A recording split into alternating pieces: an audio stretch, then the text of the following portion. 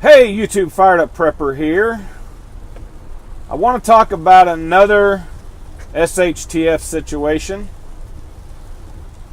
that I think a lot of people in the country that are paying attention and tuned to what's going on are probably thinking that this SHTF is going to continue to spread across the country. Yesterday, the video was about, do you think the people in Louisiana that are being flooded out and all this, if they think it's an SHTF situation? And then, just sharing a few common sense tips on how to prepare when you're in those flood zone areas. But today, I want to talk about, do you think the people in Milwaukee, Wisconsin are in an SHTF scenario? How do you prepare for your community, your city, your town? How do you prepare yourself, your family, your neighborhood, or whatever for the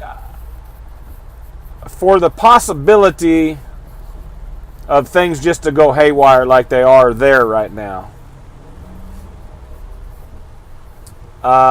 Looting, rioting, pillaging, turning police cars over, setting police cars on fire, burning businesses, chasing down people and beating them, assaulting them, that have done absolutely nothing to you. It's like these people just lose it, and they believe that they're not going to be brought to justice or punished for their actions because maybe there's so many people doing, and they might be right. A lot of them may be getting away. I guess it depends on the city, how well they go through the videotapes of, that the city owns, that the businesses own, and try and identify some of the people doing what they're doing. But how do you prepare if it comes to your area? I've said on past videos, and at the time I was speaking about, what if you're away from home? Whether you're just out shopping for the day and you're on the other side of town, or maybe you're 30, 40 miles away at a friend's house, or maybe you're on a business trip. You travel out of town daily or weekly, 150, 200, 300 miles, or however far. Even if you're in car, or even if you're going by plane or whatever, and an EMP happens and everything is literally knocked out. The number one thing is, how are you going to get home? How are you going to get home? Number two, how are you going to get home safely? And so the number one thing I believe to think about is, if, let's say you're out shopping, you're in old downtown Dallas or wherever, and SHTF happens, and these like the situation down there, police officer shooting, whatever, totally justified, the people still rioted. Kids got a rap sheet, 13 or 17 different items long, had a gun, and refused to comply, and was shot and killed. The people don't care. They want a reason to act up. They want a reason to act out. They want a reason to take advantage of innocent people and innocent businesses, and they want to actually profit from it. They want to break into places and loot and pillage and get what they can, and do some damage. Doesn't do no good to tear your own neighborhood up. But so anyway, how do you get ready? Well, if you're there and you're in the midst of it, what's your responsibility? Your only responsibility is to you and your family. You need to get out and get home. Get out, get home. You just, boom, you turn into the gray man or woman and you're out of there. You don't stick around to watch and to get some video so you can show everybody else what happened. Get your stuff and go. Get your stuff and go. Get home. Get home safe. But in preparation, what do you do? Well, number one, you should never be without a firearm. You should have whatever license it takes. If it takes a license in your area to conceal carry or open carry, whatever. You should never be anywhere without a firearm to protect yourself. You should never be anywhere without some type of a blade, some type of a knife.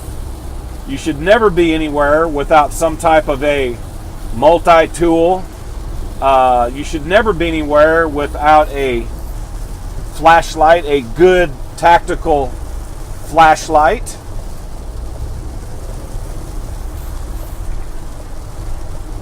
You should never be anywhere, believe it or not, you might think this is silly, without a compass, without a good compass. Why? What if you get the heck out of there and you don't know how to get home? You know what direction, but you get caught up running between houses and buildings and yards and parks, and you're like, oh hell, where am I? I've never been here before. Which way do I go? Now, there's really no place in my city or even the whole multiple cities in my area that I can get to where I don't know. I've been on I can't say that. I've been all around my metroplex. There's nowhere I can be where I don't know which way I need to go to get where I want to go. But I still have the compass because I have my day bag and I got me a good compass. So I've got several compasses. I've got a good compass that is, kind of like your something you could really use well in the outdoors or however. And then I've got a couple other items that have compasses on them. But anyway, so it doesn't have to take up a lot of room.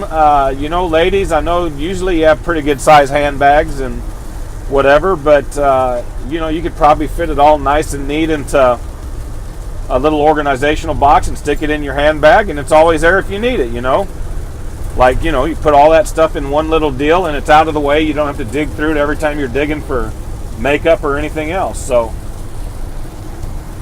number one, you become in the midst of an SHTF situation where there is violence and things happening you need to get away from. You need to get out and get home. If you can't get back to your car, you got to set out on foot. If you can't get your car away from where it is parked, don't go up to it just to see. You'll know with what's going on. Hey, does it make sense for me to go back to my car before I head out? Now, if you've got supplies back there, for some reason, whatever you have in your car you want, maybe you have a day bag like I do, maybe you have a little car bug out bag, whatever, then you just have to say, okay, if I don't have enough on me right now to get home, do I need to go back there and get that? But don't try to go back just so you can drive your car out of there. You can go back later on if they don't mess up your car. If it's in a garage somewhere or whatever, if they don't burn the whole garage or if they don't go and mess up every vehicle or whatever, you can always go back later and get your vehicle. Your main thing is you want to get out of there. And we're not talking about an EMP situation, so you still have a phone. If you need to go a certain distance to get away from the core of what's going on, then you can make a phone call and say, to your friend, husband, whoever, wife, boyfriend, girlfriend, whoever, say, hey, I had to get out of there and leave my car. This is what's going on. Come pick me up. So, you know, you can always go back and get the vehicle. You can, and if something happens to the vehicle can be replaced. You can't be. Believe me, these random types of violence that these people do when these little riots and outbursts are going on, they're not judging. Oh, there's a little, you know, blonde-haired gal, whatever, white woman, we're just going to do this to her. We're just going to beat her up or whatever. Look, it doesn't matter. They're just picking out people. They just want to do harm. So, you know, just get out and go. You can always go back for your vehicle. So, anyway, I hate to see what's going on there. But at the beginning of the video, I did say this. I believe a lot of people, including myself, feel like that these types of things are going to keep spreading around the country at record pace. Half of the killings, half of the things that go on that we can hear about, the major news media isn't even covering anymore. You know, unless they can benefit from it and make a big deal out of it and make it, you know, work something in their favor. But there's a lot of things that happen that they don't cover. So anyway, hope that helps.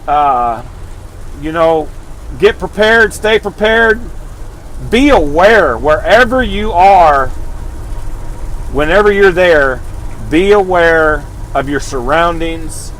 Always, always. That is the number one thing. People that get lackadaisical about their surroundings and walking across parking lots at Christmas time and got their phone in their face and they're not paying attention, those are the people that get robbed. Those are the people that get raped. Those are the people that get kidnapped. Their stuff gets stolen because they're not being aware. They're tuning out to what's going on around them, and they got their phones in their faces. So don't let what you've got going on your phone be a reason that you get killed. So just be aware of your surroundings and stay fired up, stay focused, keep on prepping. We'll see you on the next video. Fired up.